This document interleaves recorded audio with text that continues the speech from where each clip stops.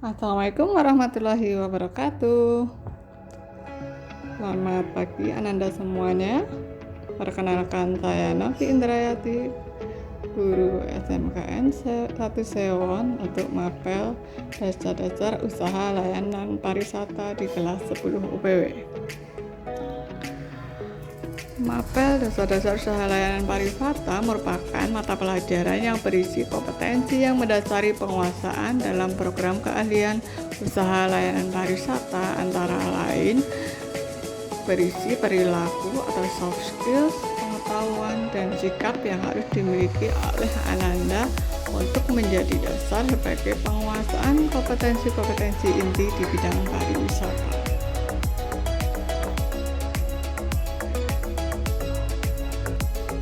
How are you today? Gimana kabarnya hari ini Ananda semuanya?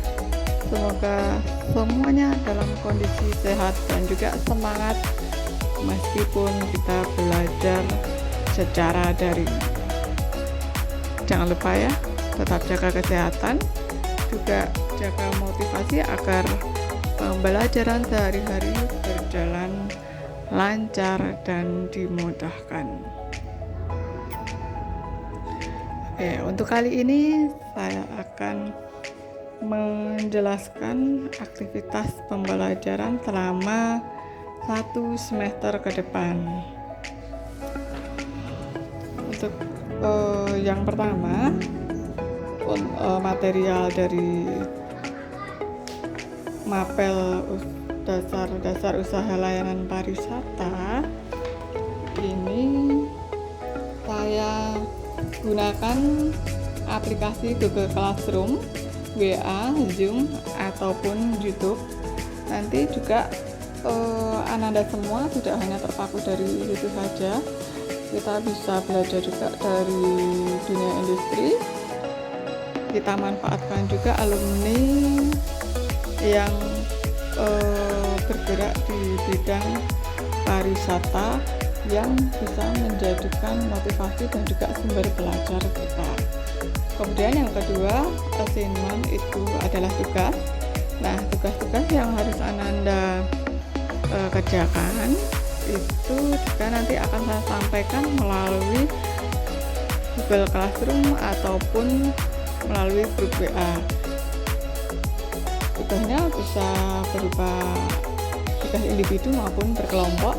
Nanti jika ada kendala dalam pengumpulan tugas atau dalam proses mengerjakan tugas, jangan sungkan-sungkan untuk bertanya atau berdiskusi di grup WA. Bisa juga japri dengan saya ya. Oke, selanjutnya yang ketiga itu praktek. Nah, untuk praktek ini nanti Ananda harus melaksanakan atau mengerjakan sebuah proyek yang nanti akan saya sampaikan. Proyek yang tentu saja sesuai dengan elemen kompetensi yang harus Ananda kuasai. Nah, selanjutnya yang keempat ada tes. Untuk sementara ini tes yang akan kita laksanakan ada penilaian harian, penilaian tengah semester, dan penilaian akhir semester. Jika nanti di kemudian hari ada teknis penilaian yang baru atau mungkin ada kebijakan yang terbaru, akan saya sampaikan di kelas. Oke. Penilaian secara keseluruhan itu meliputi aspek nilai pengetahuan. Pengetahuan itu bisa tes dan juga non-tes. Kalau yang tes sudah saya sampaikan. Kemudian penilaian sikap, atau bisa juga saya melakukan observasi dalam pembelajaran sehari-hari. Dan juga ada nilai keterampilan. Nilai keterampilan tadi sudah saya sampaikan bahwa kita akan ada melakukan sebuah proyek. Nanti akan saya ambil nilai proses, produk, dan bisa juga portofolio atau hasil presentasi dan lainnya. Saya harap Ananda nanti dapat mengikuti pembelajaran atau seluruh aktivitas pembelajaran dari awal sampai akhir dengan lancar dan dimudahkan. Jangan lupa jika ada kendala, jika ada yang ingin ditanyakan, jangan sungkan-sungkan untuk berdiskusi dengan teman-teman ataupun dengan saya. Oke, kita akan lanjut apa saja materi yang harus Ananda kuasai di semester 1 ini. Untuk saat ini kita menggunakan istilah elemen kompetensi. Jadi ada 4 elemen kompetensi yang harus Ananda kuasai selama 1 semester ini. Yang pertama adalah proses bisnis industri pariwisata. Nah, materi untuk elemen kompetensi pertama itu Ananda harus mencari informasi pada industri pariwisata dan pengetahuan, dan juga Ananda harus ada pemahaman untuk memperbarui pengetahuan industri pariwisata. Nah, apa sih tujuan dari elemen kompetensi yang pertama? Itu nanti Ananda diharapkan mampu mengidentifikasi informasi dan wawasan secara menyeluruh tentang industri pariwisata yang berkaitan dengan produk dan jasa pariwisata, isu-isu global industri pariwisata, dan memperbarui pengetahuan industri pariwisata termasuk lapangan kerja dan jabatan kerja. Nah, itu yang akan kita pelajari. Untuk elemen kompetensi yang kedua adalah kerjasama yang efektif dengan kolega dan pelanggan. Apa yang akan kita pelajari? Itu tentang komunikasi di tempat kerja, bagaimana cara menyediakan bantuan kepada pelanggan di dalam dan di luar perusahaan, kemudian bagaimana cara memelihara standar kinerja pribadi, dan bekerja dalam satu tim.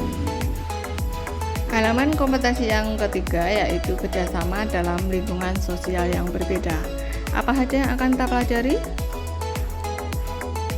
Yaitu komunikasi dengan pelanggan atau tamu dan kolega dari berbagai latar belakang, dan bagaimana cara menghadapi kesalahpahaman antar budaya. Jadi nanti di akhir pelajaran di elemen kompetensi yang ketiga, Ananda diharapkan mampu untuk menjelaskan bagaimana berkomunikasi dengan pelanggan atau tamu dan kolega dari berbagai latar belakang dan menghadapi kesalahpahaman antar budaya. Materi ini sangat bermanfaat sekali karena suatu saat Ananda berada di dunia industri, dunia kerja maupun dunia usaha akan mengalami hal-hal semacam ini. Oke, selanjutnya elemen kompetensi yang keempat yaitu prosedur kesehatan, keselamatan, dan keamanan dalam bekerja. Apa saja yang kita pelajari?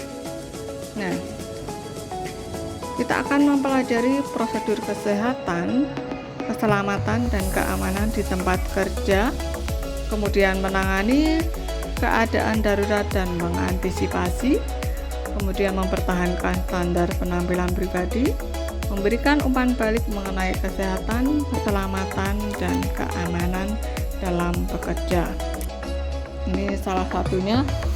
Kita juga akan mempelajari tentang apa itu kecelakaan kerja, bagaimana cara menangani atau cara mencegah agar tidak terjadi kecelakaan kerja yang kemungkinan bisa kita alami selama berada di lingkungan kerja. Dalam elemen kompetensi yang keempat ini saya akan menyampaikan nanti ya tentang proyek atau keterampilan yang harus Ananda kuasai. Itu saya sampaikan saja sekarang tentang penanganan P3K atau pertolongan pertama pada kecelakaan.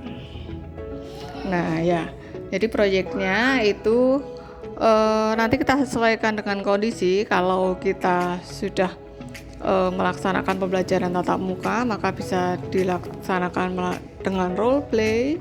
Tapi jika masih daring, maka Ananda nanti akan membuat sebuah video tentang penanganan pertolongan pertama pada kecelakaan di lingkungan kerja. Itu nanti bisa di-upload di YouTube atau dikirim melalui link Google Classroom atau melalui WA. Nanti kita sesuaikan, tapi saya biasanya minta untuk di-share di YouTube, di channel YouTube masing-masing, kemudian Ananda mengirimkan ke saya dalam bentuk link YouTube-nya, begitu ya.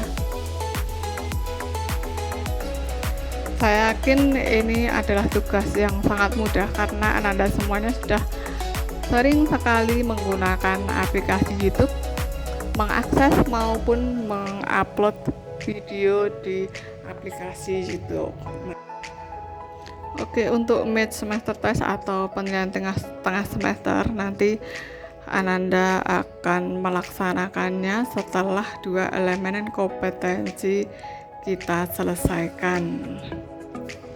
Dan selanjutnya untuk presentation for project itu kalau misalnya tatap muka ya kita bisa role play langsung, tetapi kalau tidak ya nanti melalui YouTube tadi, atau bisa juga kita melalui Zoom kita tayangkan video terbaik dan Ananda harus bisa menyampaikan ataupun menjelaskan dari video tersebut.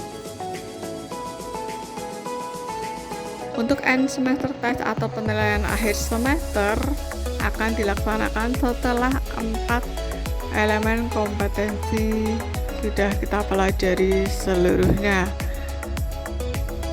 Jika kita masih belajar daring, maka penilaiannya juga secara daring. Ingat ya, bahwa penilaiannya ada yang berupa tes dan ada yang berupa non-tes. Jadi Ananda harus mempersiapkannya. Kemudian jika ada kebijakan atau teknis penilaian yang baru akan segera saya sampaikan. Oke, jika ada pertanyaan atau hal-hal yang ingin disampaikan atau ingin menanggapi dari penjelasan yang sudah saya sampaikan tadi, boleh silahkan Anda diskusi di grup WA ataupun japri ke WA saya. Demikian sekilas gambaran materi ataupun aktivitas pembelajaran kita selama 1 semester ke depan. Tetap semangat belajar ya.